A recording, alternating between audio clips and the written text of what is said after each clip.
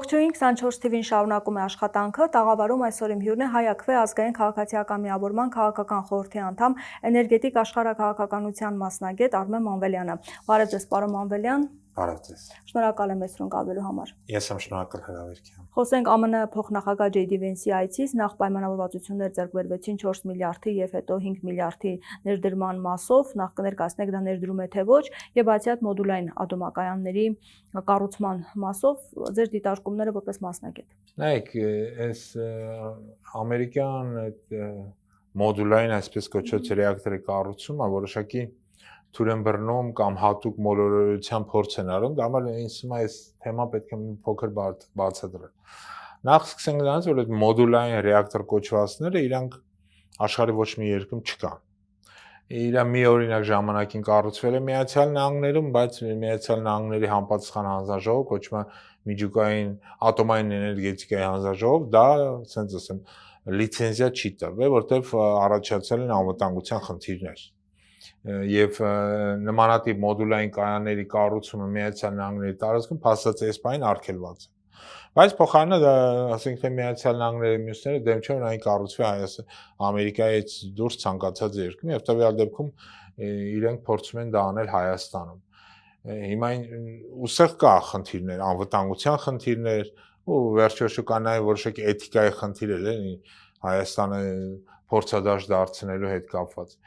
Երկրորդ ես ինչի վրա ուզում եմ ուշադրություն դարձնեմ, դա գինն է, 5 միլիարդ։ Ինքը սարսափելի բարձր գին է։ Նմանատիպ կայանները ես չգիտեմ մյուս երկրներում ինչ արժեն, բայց կարող եմ ասել, որ մոդուլային կայանների sense ասեմ, հզորությունը սկսում է 50 մեգավատից մինչև 300 մեգավատ։ Համատության համար ներկայումս Հայաստանում գործող ռեակտորը մեծամորի 420 մեգավատ է։ Այսինքն ինքը ավելի փոքր է։ Իսկ նույն ռուսների առաջարկած VVR կոչվող տեսակի ռեակտորների գինը 5-ից 5.5 միլիարդ է, բայց նա հզորությունը 1200 մեգավատ է, այսինքն 4 անգամ ավելի շատ, քան թե ամերիկյան։ Այսինքն ավելի թանկ է։ Հա։ Եվ մենք սա պետք է գնենք փաստացի։ Այո, սա մենք փաստացի պետք է գնենք, երբ որ ասում են ներդրում եւ տարբեր մարդիկ դա օգտագործում են։ Սա ներդրման մասին խոսք չի լինում։ Իրանք բերում են իրենց տեխնոլոգիան կառուցում են, որը մեր վրա 5 միլիարդ դոլարի պարտք է առաջանում։ Մենք այն պետք է վճարենք։ Եթե դու 5 միլիարդ դոլարը վառում ես 300 մեգավատ հզորության ռեակտոր, սա շատ թանկ է նստում քո վրա, այսինքն դրանից հետո դու հաջորդ քայլով ստիպված ես քո էլեկտրաէներգիայի գինը բարձրացնել, որովհետև այդ 5 միլիարդը պետք է հետ վերադարձվի։ Եվ այլն, այսինքն բավական լրջագույն խնդիրներ առաջացող ծրագիր են առաջարկում Հայաստանին, որը նախ եւ առաջ պրոբլեմը իր անվտանգության տեսակետից, երկրորդը զուտ իր տնտեսական արդյունավետության տեսակետից, որովհետև 5 միլիարդի ինչու առնել ամերիկյան փոքր մոդուլային կայան, եթե կարելի է 5 միլիարդի լիարժեք ռուսական VVR տեսակի ռեակտոր կառուցել, որտեղ էլեկտրաէներգիան 4 անգամ շատ է, սա նշանակում է, այսինքն 4 անգամ ավելի հզոր է։ Սա նշանակում է նաև նրա կիլովատժամի գինն է միաժամանակ նվազում, այսինքն շատ ավելի էժան է։ Այսինքն բավականին թանկ ծրագիր են մեզ առաջարկել եւ փորձում առաջ մղել։ Մյուս խնդիրն է այսպես կոչված 4 միլիարդն է, որը պետք է սպասարկվի եւ այդ վառելիքը գնի։ Սա էլ է խնդրահարույց։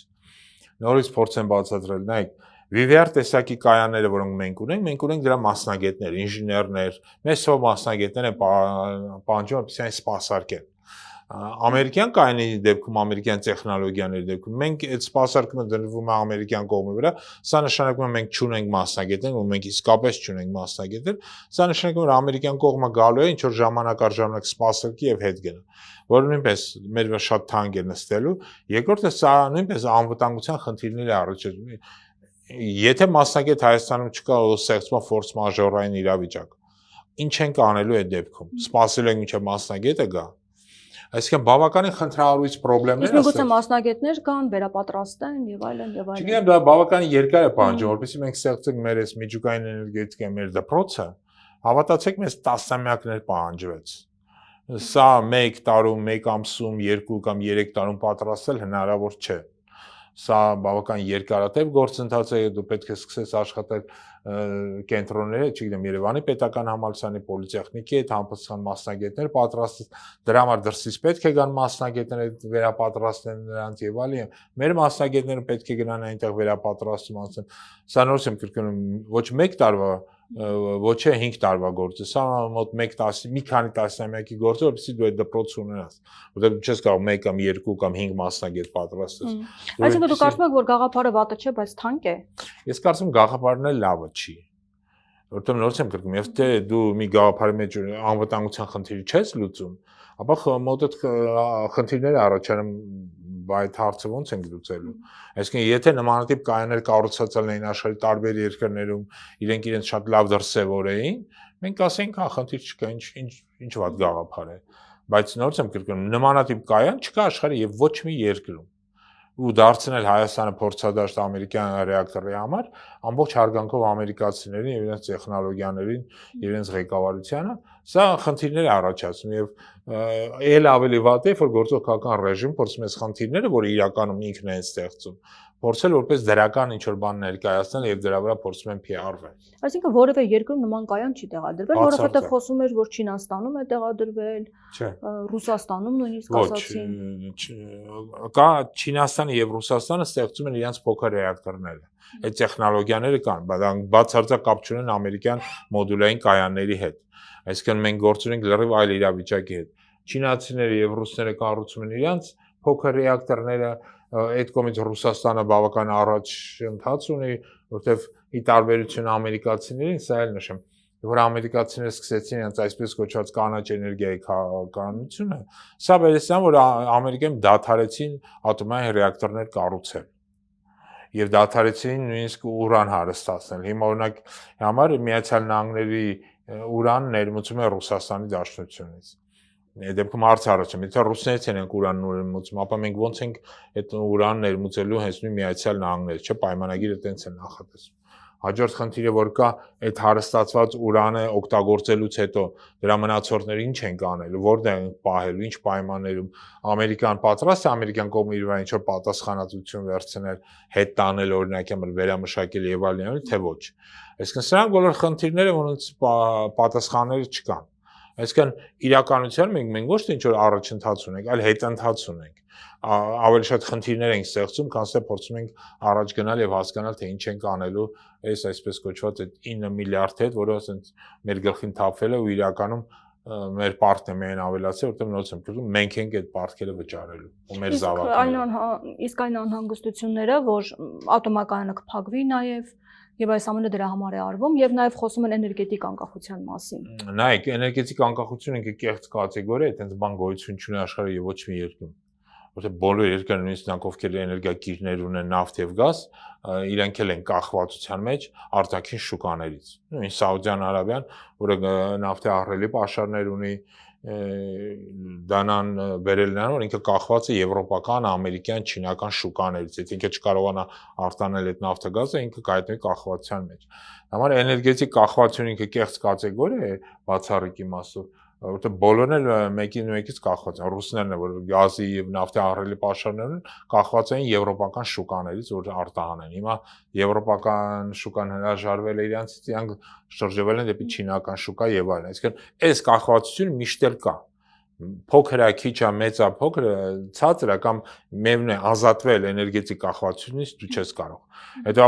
ռուսական ռեակտորը VVR-ը փոխարինել ամերիկյանով ինքը լավ գաղափար չի, որտեղ այդ կախվածությունը իրականում մեծացնում է, հենց այն պատճառներով, որ ես նշեցի։ Տնտեսական առումով լավը չի, անվտանգության առումով լավը չի, դա բերում է նրան, որ մեր մասնագիտական դպրոցը կորելու է, որը մենք ունենք էներգետիկ համակարգի մասնագետների։ Առասարակ այս հարցով քննարկումներ եղել են մասնագետների հետ։ Ես ինչքան գիտեմ, ոչ մի քննարկում չի եղել։ Այն մասնագետներն, ում որ ես ճանաչում եմ, որոնց այդ ժամանակական ժամանակապի մեջ եմ խոսում, նույնիսկ նրանց, նույնիսկ որոնք ասենց ասեմ, քաղաքական առումով ընդդիմադիր հայացքներ չունեն, նույնիսկ նրանց հետ քննարկումներ տեղի չի ունենում։ Հետևաբար ես համոզված եմ, որ խնդիրը այսինքն քաղաքական որոշումը ռիսկերը հաշվի չի առնվում եւ ես կարծում եմ այս մարդիկ ավելի շատ ապրում են այսօրվա պահով, էլի, քանի որ 4 ամսից ընտրություններ են ու իրանք մտածում են ոնց այդ ընտրություններից առաջ PR-ում, որ տեսեք Վենսին բերեցինք, ռեակտոր ենք կառուցելու մի օր երևի մեր անվտանգության խնդիրներն ենք լուծելու առանց զենք զինամթեր գնելու, այն դեպքում որ հենց բառացիորեն 3 Վենսը արդեն Բաքվում էր եւ Բաքվի հետ կնքեց ռազմավարական պայմանագիր։ համագործակցության, որի մեջ մտնում է նաև Բաքվին մեծ թվով զենքեր զինամթերք վաճառելու թեմաներ, մի խոսքը միլիարդավոր գործարքի մասին է։ Իսկ ատոմականի փակման հետ կապված, որ խոսվում է, որ այս ամենը արվում է թուրքերի պահանջով, քանի որ նրանք վաղուց են պահանջում, որ մեծամորի ատոմականը փակվի, եւ այս ամենը միտված է դրան։ Նաեւ ռուսական ազդեցությունը առհասարակ մեծամորի ատոմակայինը փակելու պահանջը դրել է Թուրքիան, դրել է Ադրբեջանը, դրել է Եվրամիությունը պաշտոնապես։ Սրանք պաշտոնապես տարբեր մակարդակներով տարբեր անգամ իսկ Եվրամիության հետ մենք ընդհանրապես ունենք երրակողմ այսպես կոչված կնքած պայմանագիր, որտեղ սև սպիտակի վրա գրած է, որ Հայաստանը պարտավորություն է վերցնում փակել ատոմակայանը։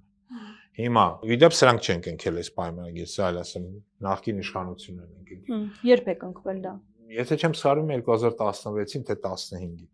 Հիմա նույն պահանջը ունի Ամերիկան, ճիշտ ինքը չի բարձրաձայնել այդ թեման, բայց այդ պահանջը կա։ Փակել ատոմակայանը իբր թե ռուսական ազդեցությունից ազատվելու համար փոխարենը բերում են ամերիկյան չմշակված, չնախագծված, մինչև վերջ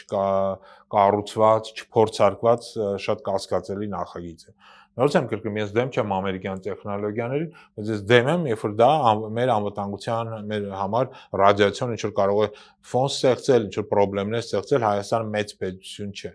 Մենք փոքր երկիր ենք։ Եվ ես նաև առիթ եմ ունեցել ասել ուզում ցանկանամ սա եւս կրկնել, որ փոքր միջուկային կայանների կամ փոքր այս մոդուլային կայանների կառուցումը Հայաստանի ձեռնատու չէ։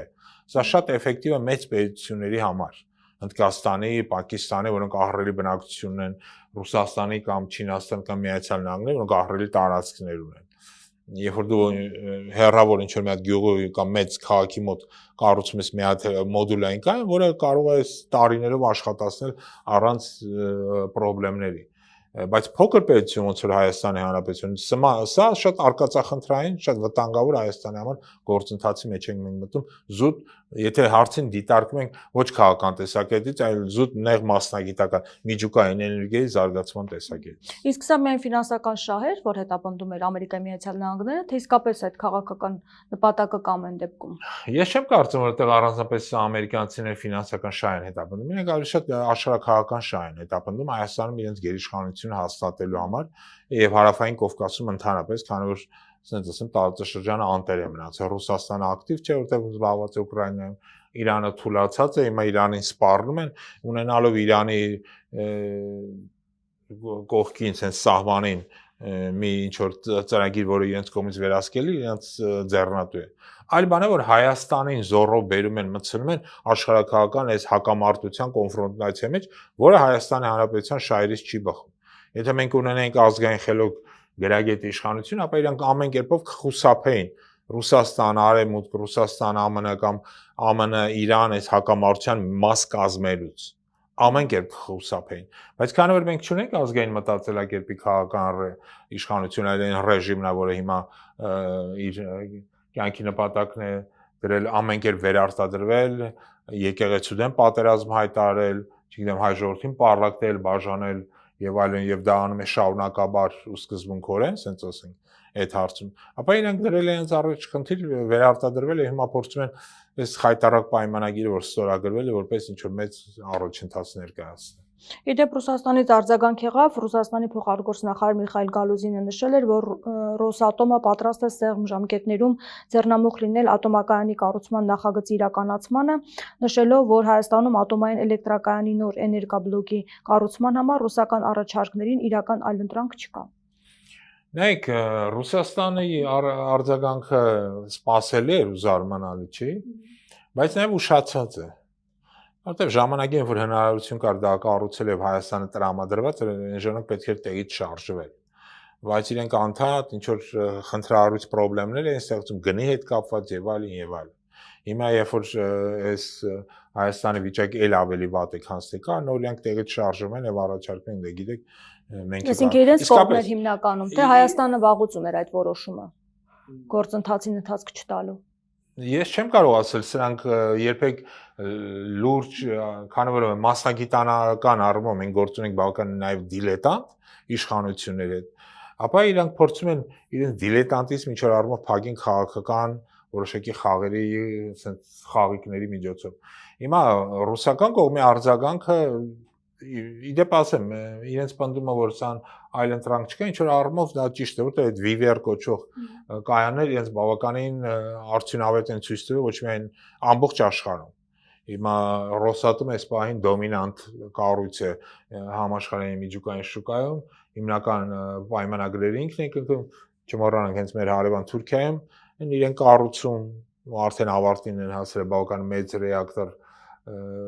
չէ, մեծ ատոմակայան մոտավորապես 25-26 միլիարդ դոլարի ներդրմամբ Իրանի Իսլամական Հանրապետությունում են կառուցել Բուշեհրի ատոմակայանը եւ այլն։ Հնդկաստանում, Չինաստանում ամենուրեք ռուսները շատ ակտիվ աշխատում են Բանգլադեշում եւ այդ կայանները իսկապես ցույց են տվել, որ շատ ավելի էֆեկտիվ են, շատ ավելի արդյունավետ ու ամենակարևորը անվտանգ, որտեղ մեր պահանջներից մեկն է, որ անվտանգության առումով Հայաստանում կառուցվելու ատոմակայանը պետք է ունենա այսպես կոչված 3++ անվտանգության համակարգ, որը ի դեպ ասեմ, այդ մոդուլային կայանը այդ համակարգին չի համապատասխանում։ Այսինքն չկա սերտիֆիկատ, որ ինքը 3+ է գոնե, այլ էլ չեմ ասեմ 3++ անվտանգային համակարգի մեջ է, իսկ այդ պահանջը կա եւ Հայաստանը պարտավոր է դա իրականացնել։ Այսինքն սա բավականին մեծ թվով խնդիրներ կան։ Հաջորդ խնդիրը, որի մասին իրենք չեն խոսում, կա դա նոր ատոմակայան կառուցելու հարցն է։ Նոր ատոմակայան կառուցելու համար պետք է Հայաստանը ՄԱԳԱՏԵ-ի հետ գա համաձայնության։ Ու այստեղ էլ է խնդիր առաջանում, արդյոք ՄԱԳԱՏԵ-ն կհամաձայնի, որպեսզի Հայաստանի տարածքում մոդուլային կայան ունի։ Մենք հասկանում ենք, որ քաղաքական առումով Միացյալ Նահանգները կարող են ճնշել ՄԱԳԱՏԵ-ին ստիպեն, որ ինքը գնա համաձայնության, բայց ՄԱԳԱՏԵ-ի մասնագետներ կան, որոնք հստակ ասում են, որ սա խնդրահարույց ռեակտորներ են։ Արդյոք ձեզ պետք է այդ տիպի ռեակտոր կառուցել եւ այլն։ Բայց այս հարցերը չեն պարզաբանվել, երբ նման որոշում է կայացվել։ Ես այս պահին ինչքան ես գիտեմ, ոչ մի հարց չի պարզաբանվել։ Նորից եմ կրկնում, այս մարդիկ այս բանը շարժում են ոչ թե Հայաստանի Հանրապետության շահերով, այլ ամեն գնով վերարտադրվելու խնդրով։ 4 ամսից ընտրություններ իրանք պետք է ամեն գնով վերարտադրվեն, որպեսզի կարողանան շարունակել են հանցագործ քաղաքականություն, որ վարում են դա անեն։ Ու հիմա այս հանցագործությունների թիվը ավելանում է։ Դուք սա հանցագործություն եք համարում։ Սա միանշանակ հանցագործություն։ Բերել Հայաստանում փորձել կառուցել ռեակտոր, որը ոչ միտեղ իրականացված չի, կառուցված չի, փորձարկված չէ, սա ուղղակի պետական հանցագործություն է։ Իսկ թրիփի հետ կապված ինչ կասեք, երեք Նիկոլ Փաշինյանը հարցազրույց տվեց, ավելի մանրամասներ ներկայացնում վերահսկողության մասին, նա ասում էր կարող է արհեստական բանականությունը վերահսկել մարկած այդ ֆրոնտ օֆիսով, գերժամանակակից սարքավորումներով վերահսկեն եւ պարտադիր չի որ մարդ լինի, եւ ասում էր դա կարող է լինել Հայաստանի նաեւ մյուս անցակետերում այդպես գործի։ Եվ բացի այդ խոսում է, որ նոր սարքավորումներ են Ամերիկայի Միացյալ Նահանգներից գալու։ Նայեք, եւ նաեւ չիպերի եւ այն ամենի մասին այդ ամենայատիկ գեղեցիկ խոսքեր են կարելի է խոսել անդադ ով չգիտեմ ինչ որ բաներ վերահսկելու մասին, բայց ցանկացած համակարգ կոնկրետ տվյալ դեպքում, որի նկատմամբ չկա վերահսկողություն, չէ ոնց է կոչվում, անխոչնդոտ անցում են իրականացում, խոսքը արդեն չի գնում ճանապարհի մասին, խոսքը գնում է միջանցքի մասին։ Սա դրա ապացույցն է։ Եթե դու քո մաքսավորը քո սահմանապահ կանգնած չի եւ մուտք այդ ճանապարհ մտնող դուրս եկող քո դրոշը եւ քո սահմանապահին չի տեսնում, ուրեմն խոսքը գնում է միջանցքի մասին, որի նկատմամբ դու չունես վերահսկողություն, կամ ավելի շուտ ունես վերահսկողություն ընդամենը 26%-ով, չէ՞, ըստ պայմանագրի։ Հետևաբար սա հերթական խնդրահարույց ծրագրերից մեկն է։ Մանավանդ հիմա արդեն խոսքը գնում է որոշակի հողային տարածքներ տրամադրելու մասին։ Սա նույնպես հողային տարածքների տրամադրումը բավականին խնդրահարույց է, որտեղ նայեք 26% ներդրումը, ասենք ասենք ճակերտավոր, պետք է կատարի հայկական կողմը, ինչով ենք անելու։ Փող ենք ներդնելու, Հայաստանը չունի փող։ Հետևաբար մեծ մասը տվեցինք իրենց, որ իրենք ներդրումներ անեն։ Հետևաբար մեր ներդրումը հողի տեսքով է լինելու։ Այսինքն մենք մեր տարածքը, մեր հողային տարածքը տրամադրում ենք ինչ որ միջազգային ինչ որ ընկերությանը, որը նորից խնդրահարույց է 99 տարով։ Այսինքն ինքը դառնում է դրա սեփականատերը։ Արդյոք գործող քաղաքական ռեժիմը եւ ընդհանրապես ցանկացած քաղաքական իշխանություն Հայաստանում, եթե երբևէ լինի, իրավունք ունի երրորդ կողմին տրամադրելու Հայաստանի հողային տարածքը որպես սեփականության իրավունքով կամ որպես իր ներդրում։ Սա բավականին լրջագույն խնդիրներ է ստեղծում, որովհետև այդ դեպքում եթե այդ կոնսորցիումի այդ 74% իրենք վաճառեն, դա ասենք թե չգիտեմ 10%-ը, 24%-ը եւ այլն վաճառեն օրինակ թուրքական կամ ադրբեջանական ընկերություններին, ապա Հայաստանը ինչ է անելու այդ հողատերը։ Ասում մենք չենք թույլ տա, մենք կարող ենք վետո դնել։ Չէ, չեն կարող վետո դնել, սուտ են ասում։ Պայմանագիրը, որին գոնե ես եմ ծանոթ, այնտեղ տենց իրավունք չկա գրած։ Ոչ մի վետոյի մասին էլ չկա գրած եւ ոչ մի տողում։ Թող ցույց տան ինձ այն տողը, որտեղ գրած է, որ հայկական կողմը կարող է վետո դնել։ 74% պատկանում է ամերիկյան կողմին։ Ինքը կարող է ընդունել ցանկացած որոշում։ Սևով սպիտակի վրա գրած է, որ որոշումների վերջնական հարթակը լինելու են միջազգային դատարանները։ Հավատացեք ինձ, ցանկացած միջազգային դատարան կպաշտպանի նրան, ում որ պատկանում է 76%-ը։ Հայաստանի ձայնը այնտեղ լսելու չի լինել, Հայաստանի ձայնը այնտեղ լսելու է իր 26%-ով։ Հետաբար չհավատակ, որ իրեն կարող են վետո դնել, չկա տենց կետ։ Ոչ միտեղ չի ասում վետոյի իրավունքի մասին։ Թող ցույց տան, մենք էլ զարմանանք, թե It's ոնց են համարձակվում ամերիկացիների նկատմամբ վետո կիրառել։ Առհասարակ Վենսի այցը մեզ ինչ տվեց, նկատի ունեմ խաղաղության հաստատման մասով, որովհետև խոսեց նաև խաղաղության մասին, նույնիսկ Փաշինյանին գովեց, ասաց, որ նա խաղաղությունը շարունակական դարձնելու հնարավորություն ունի։ Արդյոք իսկապես այդ խաղաղությունը կկնքվի թե ոչ, եւ նաև այն, որ գնաց Ծիծեռնակաբերդ, հետո մենք տեսանք, որ ցեղասպանության մասին հիշատակումը հանվեց, այս մասով ինչ կասեք, եւ ինչու նրան բարձրաստիճան պաշտոնյա չէր ուղեկցում։ Շատ լավ հարց տվեցիք, ուստեղ ամենակարևորն է սա առանցքային։ Արդյոք սա մեզ բերում է խաղաղություն, թե մենք գնում ենք նոր առճակատման։ Ու այս առումով շատ սիմվոլիկ էր հենց այդ ցեղասպանության թանգարան գնալը եւ ապա ջնջելը։ Սա նկարները թողեց, բայց գրառումը ջնջեց։ Սա նշանակում է, որ խաղաղության խոստումները, որոնք տրվում են տարբեր մակարդակներում, իրենք կեղծ են եւ սուտ են, հատկապես այսօրվա իշխանությունների, եւ որ դա շուրթերից է հնչում։ Իրենք ստում են հերթական անգամ։ Ու այն փաստը, որ իրենք նույնիսկ չէին համարձակվել գնային ցեղասպանության այդ Վենսին ուղակցեն դեպի ցեղասպանության թանգարան, ծաղիկ դնեին, այն փաստը, որ հետագայում ջնջեց, ես չեմ զարմանա, որ Վենսի այդ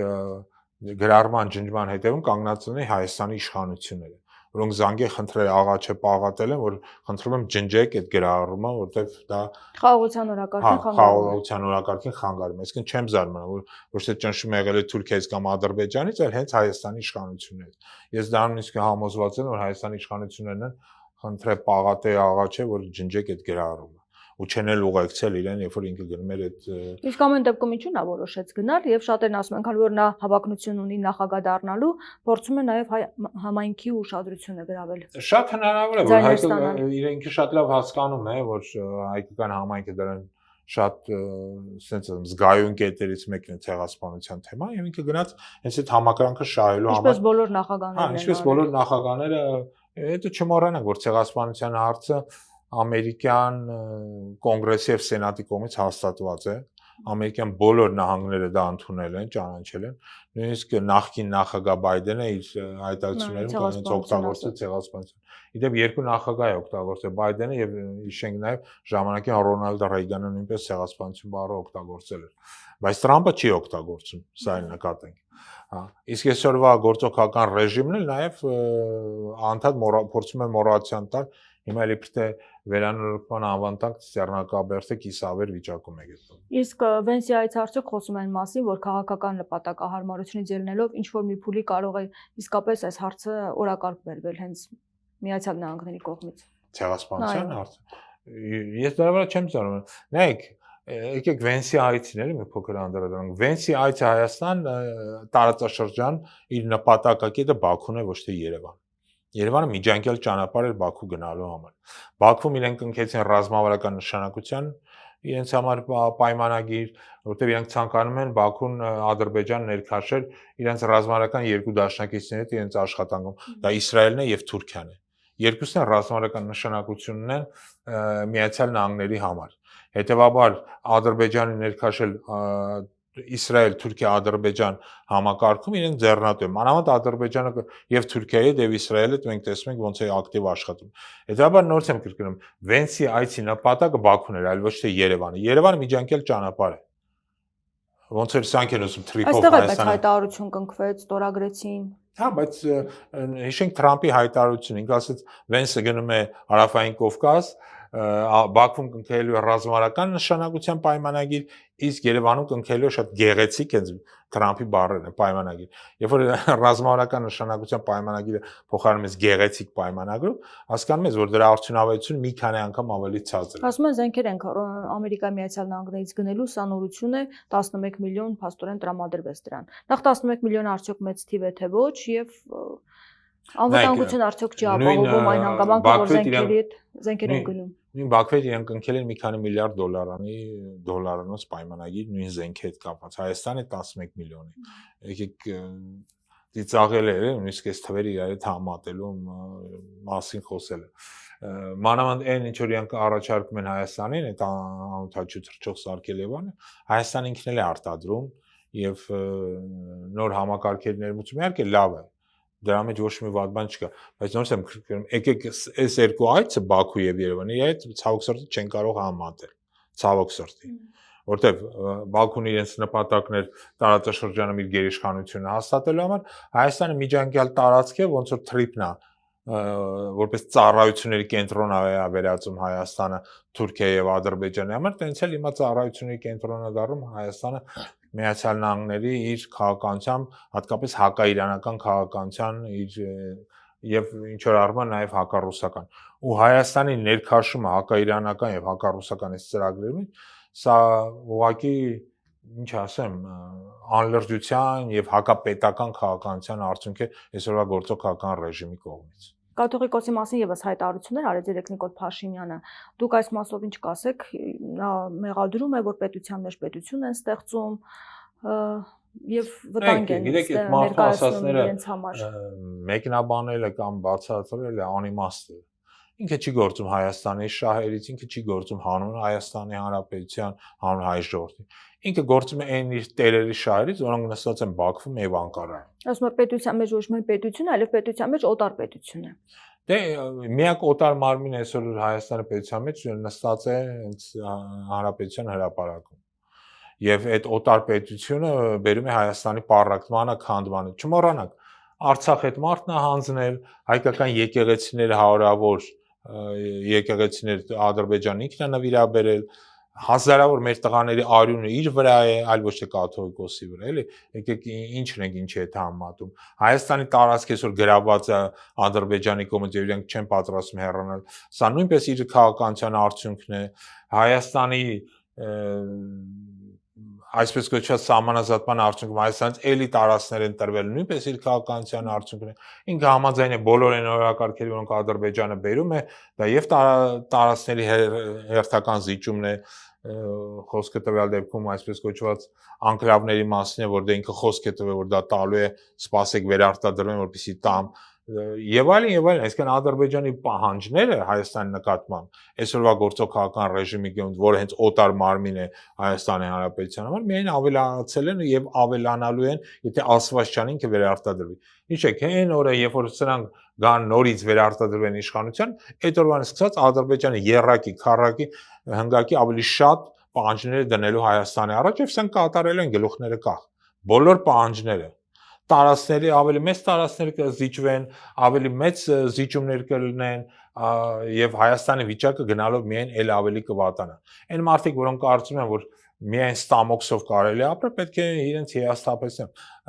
Մարդ իր պետությունը ապրելու համար նաեւ որոշակի արժե համակարգ պետք է ունենա։ Միայն ստամոքսի խնդիր չէ։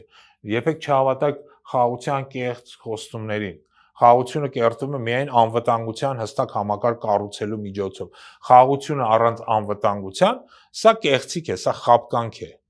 Իսկ մեր մոտ հակառակը մեր անվտանգային բոլոր համակարգերը ոչնչացում են, որտեղ անվտանգությունը սա ոչ միայն ռազմական անվտանգությունը, սա նաև հոգևոր անվտանգությունը, որ իրանք խանդում են, սա նաև համերաշխությունը ներքին ժողովրդական, որը իրանք նույնպես ավերում են։ Այսինքն անվտանգային այս համակարգերը իրանք ոչնչացնելով բերում են Հայաստանի կամաց-կամաց տանում են Հայաստանի ոչնչացում։ Կարծում եք ինչ-որ գործընթացներ կհաջորդեն կաթողիկոսի հետ կապված, որովհետև այդ խորհուրդը, որը ձևավորվել էր, վերջերս նշել էր, որ պետք է ազգային ժողով հրավիրեն կաթողիկոսին, եթե նա չգա, հետո հանձնաժողով ձևավորվի, եւ բացի այդ երեք մեղադրում էր կաթողիկոսին, որ ստվերային գումարներ է մտնում Հայաստան եկեղեցու ձևաչափով։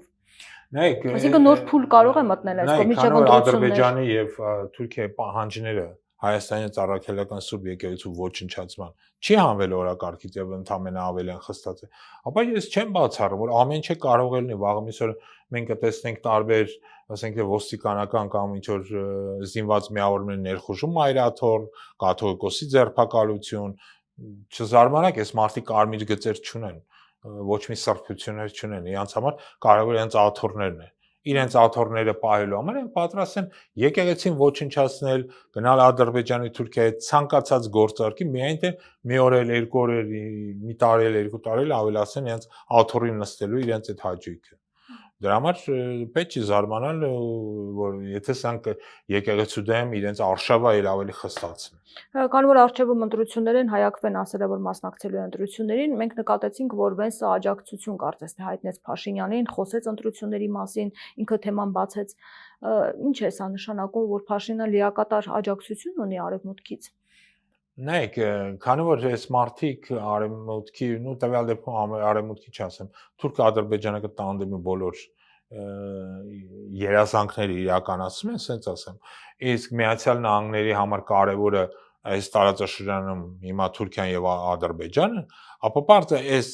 առանցքի շուրջ ինքը նաև փորձում է հարմարվել այս քաղաքական կուրսին։ Այսինքն ոչ թե Նիկոլը կամ իր ռեժիմը ունի արևմուտքի աջակցություն, եկեք սա ճշտենք էլի։ Նիկոլը եւ նրա գլխավորած ռեժիմը ունի Թուրքիա եւ Ադրբեջանի աջակցությունը։ Իսկ Թուրքիան եւ Ադրբեջանը իրենց հերթին առաջ են տանում ամերիկյան քաղաքական ծրագրերը հակաիրանական եւ հակառուսական ուղղվածությամբ։ Հետևաբար հենց այս տրամաբանության մեջ իրենք բարձր աջակցում են այսօրվա ռեժիմին, որպեսզի ինքը վերարտադրվի ամեն գնով։ Այսինքն եթե Ասվաշյանի սրանք վերարտադրվեն, մեր վիճակը էլ ավելի է վատանալու, նույն թուրք-ադրբեջանական ճնշումը Հայաստանի նկատմամբ էլ ավելի է խստանալու։ Շնորհակալ եմ զրույցի համար։ Ես եմ շնորհակալ հրավերքի համար։ Զրուցում էի Հայ-Ակվե ազգային քաղաքացիական միավորման քաղաքական խորհրդի անդամ Արմեն Մանվելյանի հետ։ Շարունակեք մեզ հետևել, կհանդիպենք։